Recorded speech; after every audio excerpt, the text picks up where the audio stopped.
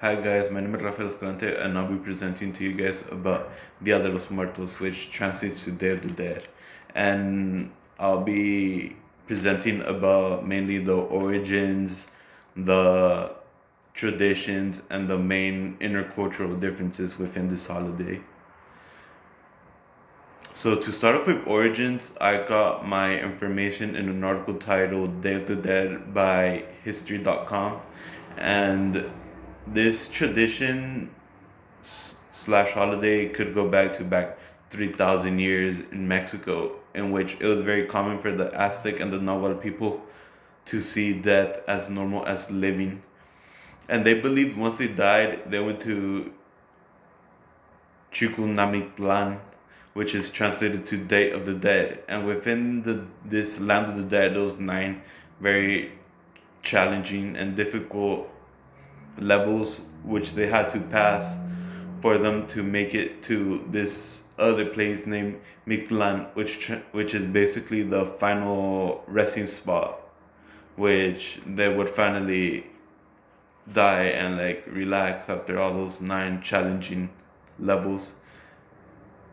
And then the ritual of honoring the dead, this celebration was mainly held during the month of August, in which that day the relatives they would set up a little altar and offer and leave their food for the dead. They would also leave water and other tools which could aid them in the afterlife and hopefully help them out to reach the resting spot quicker.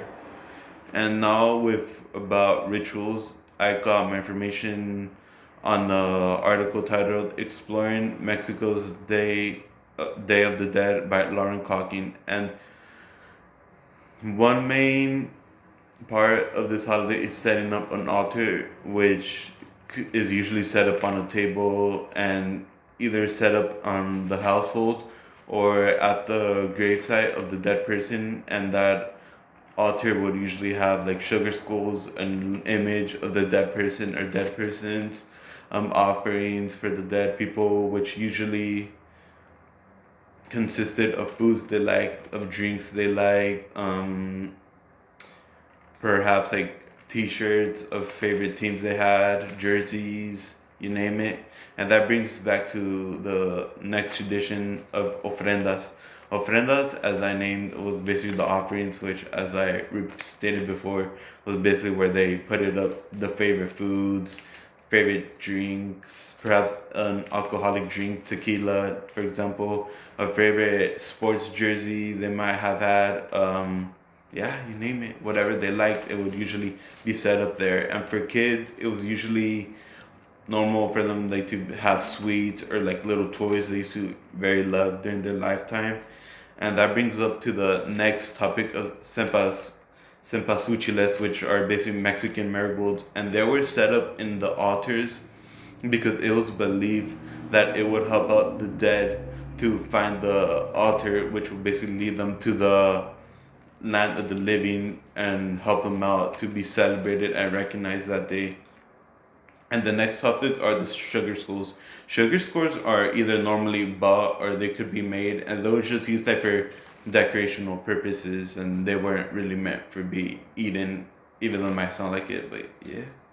The next would be the vigils, and those were usually held up on this celebration, which spans 3 days on November the 1st, which they would stay over either at the house or at the grave spot where the person was dig down in the earth, and they would say rosaries or just like spend the time there reminiscing on the person's life and how they were.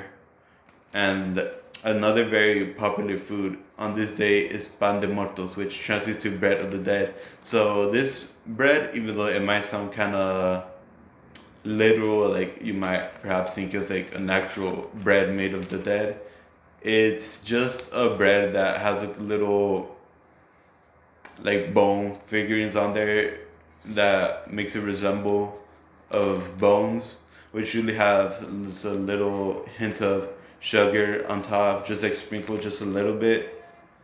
And another thing that would be done during this day is the cleaning and the decoration of the gravesite where the person was buried.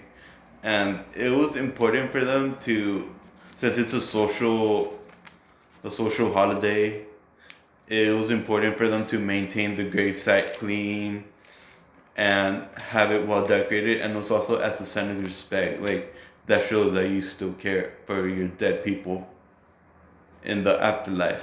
Like, because it shows like a good idea. Like, you still care for them. Like, keep the place nice and tidy. And another thing is the calacas. Calacas are just little skeleton figurines which are placed all over these days and are sold as well. They're in usually any time of the year, but they are very popular on this specific day. And that brings back to finally they would gather up, tell stories about the dead person, like funny things they have done in life or like accomplishments they have done, because in Mexican culture they prefer for you to remember the person as who they were and be glad that they existed rather than being sad that they never lived. And yeah, to the brings me to the last topic, which is the intercultural differences. So the main intercultural differences, it all depends on base where you live within Mexico. For example, if you live in a small rural town, you might just have like a small family gatherings, probably have a little potluck, like tell stories of the dead persons, and perhaps the adults get drunk, that type of good stuff. While in bigger cities, they might have like bigger celebrations, like carnivals. Try to bring in tourists to gain that money, which unfortunately smaller towns cannot do.